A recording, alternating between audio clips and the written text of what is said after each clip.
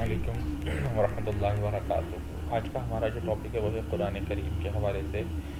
قرآن کریم سے متعلق سوالات بھی اکثر و بیشتر آتے رہتے ہیں، تو ہم نے ان میں آج ان سوالات کو جمع کیا ہے کہ جو بہت ہی زیادہ مشہور سوالات ہوتے ہیں، اور اس کو ہم نے کچھ پارٹس میں ڈیوائڈ کیا ہے تاکہ آسانی کے ساتھ آپ کے پاس سمجھ میں بھی آ جائے اور آپ کے پاس ان سوالات کے جوابات بھی آ جائیں۔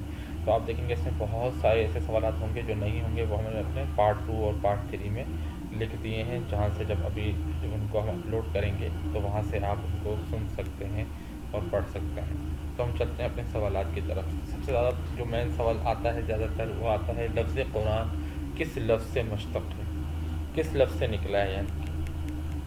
تو لفظ قرآن جو ہے قرآن سے مشتق ہے، جس کے معنی ہے بار بار پڑھی جانے والی کتاب، یا سب سے زیادہ پڑھی جانے والی کتاب، یہ چیز اس کے معنی ہے۔ قرآن کریم کے کتنے صفاتی نام ہیں، جیسا کہ الفرقان ہے، التبیان ہے، الحکمت ہے، التنزیل ہے۔ اس طرح قرآن کریم کے 55 صفاتی نام ہیں۔ یہ سوال بھی بہت دفعہ آ چکا ہے، اور اس کے 55 اس کا جو ہے وہ جواب ہے۔ لفظ قرآن قرآن کریم میں کتنی بار آیا ہے؟ لفظ قرآن قرآن کریم میں 70 مرتبہ آیا ہے۔ کس کتاب کی حفاظت کی ذمہ داری اللہ تعالیٰ نے لی ہے؟ قرآن کریم کی۔ قرآن کریم کا موضوع کیا ہے؟ انسان ہے۔ قرآن کریم میں کتنے سپارے ہیں؟ جیسا کہ لفظ سپارے ہی یہ بتا رہا ہے 30 حصے۔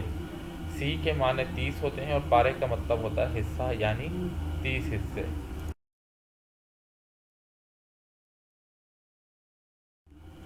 سورت کے معنی کیا ہیں؟ سورت کے معنی ہیں شہر، پناہ اور رفعت و بلندی کے ہیں۔ یہ سوال بھی آ چکا ہے۔ آیت کے معنی کیا ہیں؟ آیت کے معنی نشانی کے ہیں۔ قرآن کریم میں کتنی منزلیں ہیں؟ How many stages of the Quran? قرآن کریم کی 7 منزلیں ہیں۔ تعوذ اور تسمیہ سے کیا مراد ہے؟ کبھی کبھار سوال آ جاتا ہے تعوذ سے کیا مراد ہے، تسمیہ سے کیا مراد ہے۔ تعوذ سے مراد اعوذ باللہ من الشیطان الرجیم ہے، اور تسمیہ سے مراد بسم اللہ الرحمن الرحیم پڑھنا ہے۔ حروف مقطعات سے کیا مراد ہے؟ حروف مقطعات سے مراد وہ حروف جن کا علم اللہ اور اس کے رسول صلی اللہ علیہ وسلم کے سوا کسی کو نہیں معلوم۔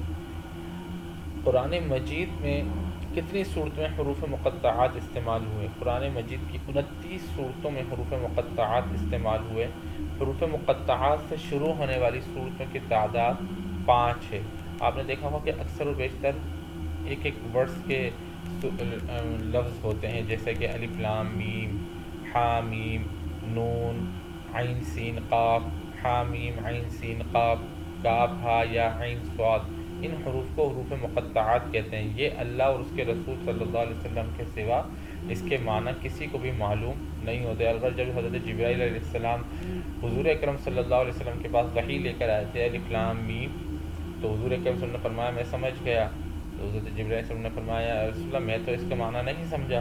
تو حضور اکرم صلی اللہ علیہ وسلم نے فرمایا کہ جس نے اس کو بھیجا ہے اور جس کی طرف بھیجا ہے وہ اس کے معنی سے خوبی واقف ہیں۔ ہمارا کام تو وحی کا پہنچانا ہے، لہذا ایسے 29 حروف ہیں جو کہ قرآن مجید میں استعمال ہوئے ہیں، جس کے معنی اللہ اور اس کے رسول صلی اللہ علیہ وسلم کے سوا کسی کو بھی معلوم نہیں ہے۔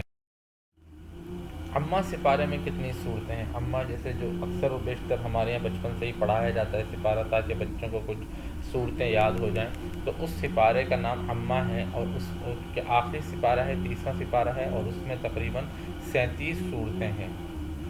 قرآن کریم میں کتنے انبیاء کرام کا تذکرہ ہے؟ یہاں پر میں آپ کو ایک بتاتا چلوں کہ بسا اوقات بعض کتابوں میں 25 لکھا ہے اور بعض میں 26 لکھا ہوتا ہے۔ صحیح جو تعداد ہے وہ 26 انبیاء کرام کی تعداد ہے۔ وہ اس وجہ سے کہ بعض لوگ ایک نبی کو جو ہے وہ انبیاء کرام میں شامل نہیں کرتے، اور بعض لوگ ان کو نبی میں شامل کرتے ہیں، لہذا بسا اوقات اس جگہ کے اختلاف میں 25 اور 26۔ لیکن اگر جیسے یہ سوال آ جائے اور اگر آپشن میں 25 اور 26 دونوں دیے ہوئے ہیں تو اس کے صحیح جواب ہوگا 26، اور اگر 25 دیا ہوا 26 نہیں دیا ہوا تو پھر آپ اس پہ 25 جو کہ قریب ترین ہے اس پر کلک کر سکتے ہیں۔ سب سے زیادہ کس نبی کا تذکرہ ہے؟ قرآن کریم میں جس نبی کا نام سب سے زیادہ آیا ہے ان میں حضرت موسیٰ علیہ السلام ہیں، جن کا نام 136 مرتبہ قرآن کریم میں آیا ہے۔ نزول قرآن کی ابتدا کب سے ہوئی؟ ویسے اس میں یوں تو ایسے اختلاف ہے، لیکن اس کی جو مشہور روایت کے مطابق 17 رمضان المبارک 610 میں قرآن کریم کی پہلی آیات جو ہیں وہ نازل ہوئی تھی۔ قرآن کریم کا نزول کتنے حصوں میں ہوا ہے؟ قرآن کریم کا نزول جو ہے وہ 3 حصوں میں ہوا، یعنی کہ جب اللہ تبارک و تعالیٰ نے قلم کو پیدا کیا تو کہا کہ میں کیا، اللہ تعالیٰ نے فرمایا کہ قلم لکھ، تو قلم نے کہا کیا لکھوں؟ تو انہوں نے کہا میرا کلام لکھ۔ تو اس قلم نے اللہ تعالیٰ کے علم سے سارا کا سارا کلام جو ہے قرآن مجید وہ لکھ دیا، اور وہ کہاں پر محفوظ ہوا؟ وہ لوح محفوظ میں محفوظ ہوا۔ تو پہلی مرتبہ جب قرآن نازل ہوا وہ لوح محفوظ پر ہوا، اس کے بعد آسمان دنیا پر نازل ہوا، اور اس کے وہاں سے تھوڑا تھوڑا کر کے وقتاً فوقتاً حضور اکرم صلی اللہ علیہ وآلہ وسلم پر قرآن کریم نازل ہوا۔ قرآن کریم کا نزول کا دورانیہ کتنا ہے؟ اس حوالے سے 22 سال 5 مہینے۔ اچھا، بعض جگہ پر آپ نے دیکھا ہوگا لکھا ہوتا ہے 23 سال۔ وہ 23 سال اس وجہ سے ہوتا ہے کہ بعض لوگ فطرت الوحی کا جو حصہ ہے یعنی کہ 6 مہینے وہ اس کو شامل نہیں کرتے، اور بعض لوگ اس کو شامل کرتے ہیں۔ تو اگر سوال میں آ جائے کہ قرآن کریم کا نزول کا دورانیہ کتنا ہے، اگر یہ گراف لکھا ہوا ہے 22 سال 5 مہینے، 22 سال 6 مہینے، تو آپ نے اس پہ کلک کر دینا ہے۔ اور اگر 23 سال لکھا ہوا ہے اور اس میں 22 سال، تو آپ نے سب سے پہلے 22 سال والے کو کرنا ہے، کیونکہ ٹوٹل دورانیہ جو ہے وہ 22 سال 5 مہینے۔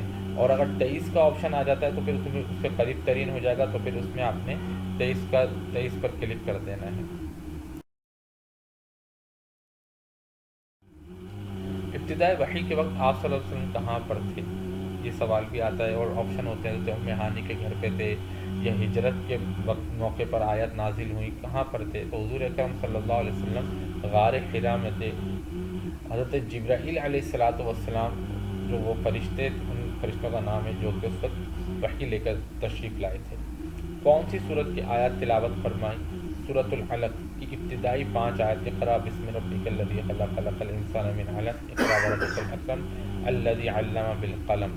تو یہ جو 5 آیات ہیں جو کہ اس وقت نازل ہوئی تھیں سورۃ العلق کی۔ نزول وحی کے بعد آپ صلی اللہ علیہ وسلم کس کے پاس گئے؟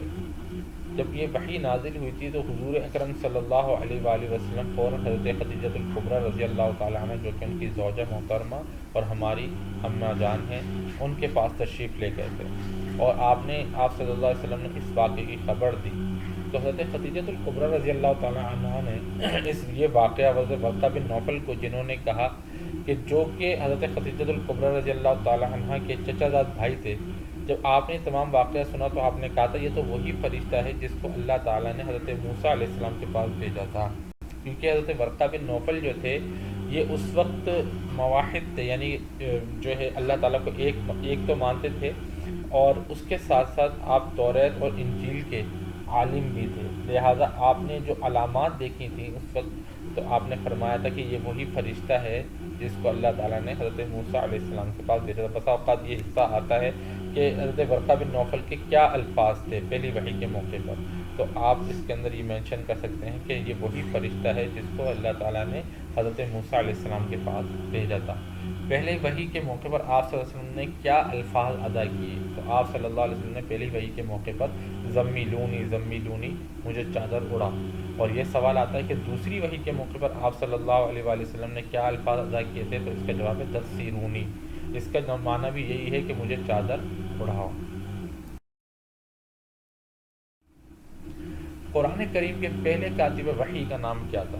پہلے کاتب وحی جنہوں نے کتابت کی تھی، یوں تو قرآن کریم کے بے شمار کاتبین وحی ہیں، لیکن جنہیں مشہور جو ہیں ان میں جو پہلا نام آتا ہے حضرت خالد بن سعید رضی اللہ تعالی عنہ کا آتا ہے۔ یہ بہت، کیونکہ ان کی صاحبزادی کا کہنا تھا کہ سب سے پہلی جو وحی لکھی تھی بسم اللہ الرحمن الرحیم کتابت کی تھی، وہ ان کے والد حضرت خالد بن سعید نے کی تھی، لہذا اکثر اور بیشتر مفسرین کرام نے اور قرآن کریم کے جو علوم سے واقف ہوتے ہیں وہ حضرت خالد بن سعید بن ابی العاص رضی اللہ تعالیٰ عنہ کا نام مینشن کرتے ہیں کہ یہ پہلے کاتب وحی تھے۔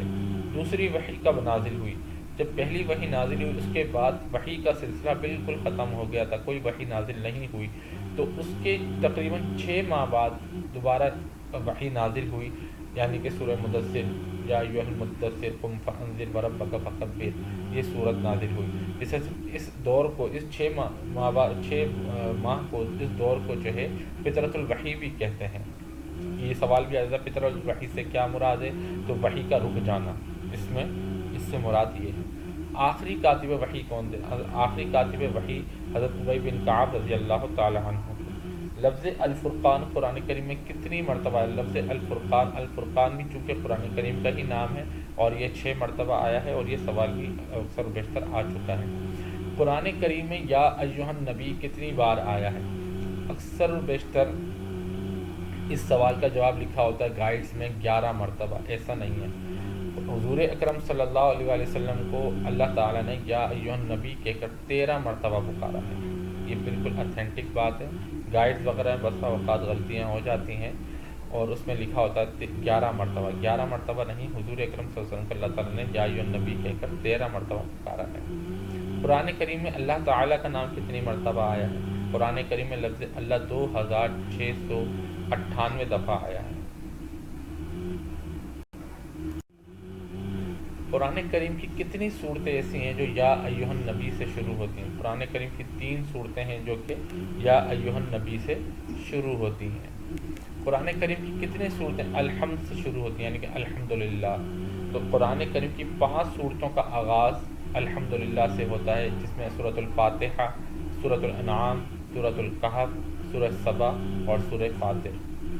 قرآن کریم میں کتنی صورتیں انا سے شروع ہوتی ہیں؟ 4 صورتیں. کیونکہ یہ سوال بھی آ چکا ہے لہذا میں نے بھی آپ کے سامنے یہ سوال رکھ دیا تاکہ آپ کو اس کا جواب معلوم ہو جائے. 4 صورتیں ہیں: سورۃ الفتح، سورۃ النوح، سورۃ القدر، سورۃ کوثر. کس سورت کی ہر آیت میں لفظ اللہ آیا ہے؟ یہ بہت ہی مشہور سوال ہے اور آج کل بہت زیادہ بہت زیادہ امتحانات میں آ چکا ہے. تو سورۃ المجادلہ ہے جس کی ہر آیت میں اللہ لفظ آیا ہے. قرآن کریم میں کس گناہ کو ام الخبائث کہا گیا ہے؟ شراب نوشی کو. اور سب سے بڑا گناہ کسے کہا گیا ہے؟ شرک کو. جیسے قرآن کریم میں ان الشرک لظلم عظیم. تو آج ہمارا جو ایک پارٹ ہے وہ ہمارا یہیں پر ہی ختم ہوتا ہے. اگلے پارٹ میں ہم آپ کو انشاءاللہ اس سے مزید اور نئے سوالات آپ کے سامنے پیش کریں گے.